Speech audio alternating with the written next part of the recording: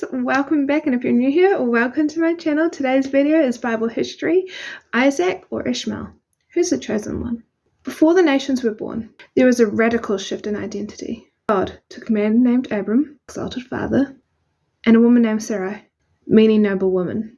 By inserting the Hebrew letter Ch, which represents the breath of God, they became Abraham, father of multitudes, Genesis 17:5, and Sarah, mother of nations, Genesis 17:15.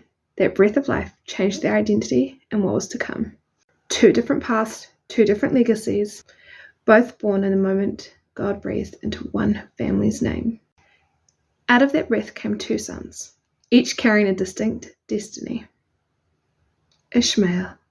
Mamre, also known as a place of seeing or vision, due to being the location where God appeared to Abraham.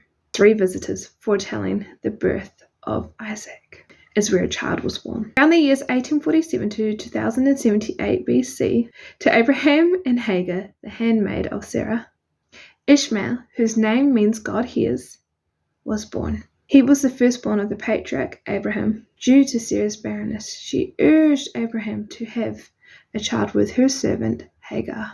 Now, due to him being born as a result of human effort and impatience instead of honoring God's divine timing and promises, he was not the designated covenant child.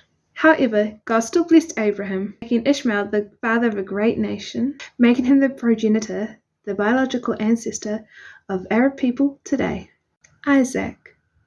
The promised land, Canaan, the one pledged to the Israelites, is where, between the years 1933 and 2066 BC, a child was born, specifically around Beersheba, which is also known as the Well of the Oath. He was the second-born in his family, to two elderly parents, and his name was Isaac, meaning the one who rejoices, the one who laughs. Isaac was the son of Abraham and Sarah. He is known as the promised child. Known as the promised child as he was the one whom God has promised back in Genesis 17:15 to 27. When God said, "I will change the name of Sarai, your wife, to Sarah.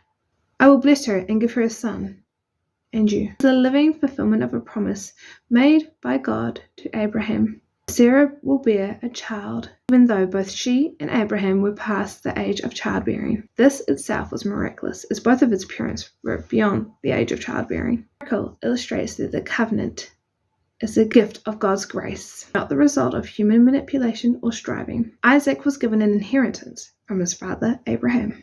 Before that, let me give you some context around it. Now, in ancient Near East, a father's blessing was considered a blind and prophetic decree that would shape a son's destiny. Once it is spoken, it cannot be revoked. Hence, the spiritual inheritance went exclusively to the chosen line, being that of Isaac's. This covenant with God is only through Isaac's line. Abraham's blessing to Isaac represents the transfer of the Abrahamic covenant, the everlasting covenant.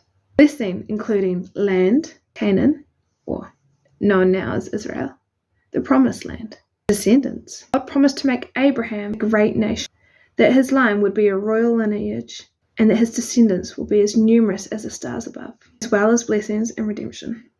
To bless Abraham personally, as well as using his lineage, mean to bless all the families of the earth. Two sons represent two covenants, one of works and the other of grace. Thus, the word of God Yeshua shows us that the one who expects now and eternally by what he does belongs to the tribe and descendants of Hagar and Ishmael, her son. Torah and Bible contrast is allegorically presented by Hagar and Sarah. Hagar represents the law of bondage and works, while Sarah represents the promise of freedom and grace.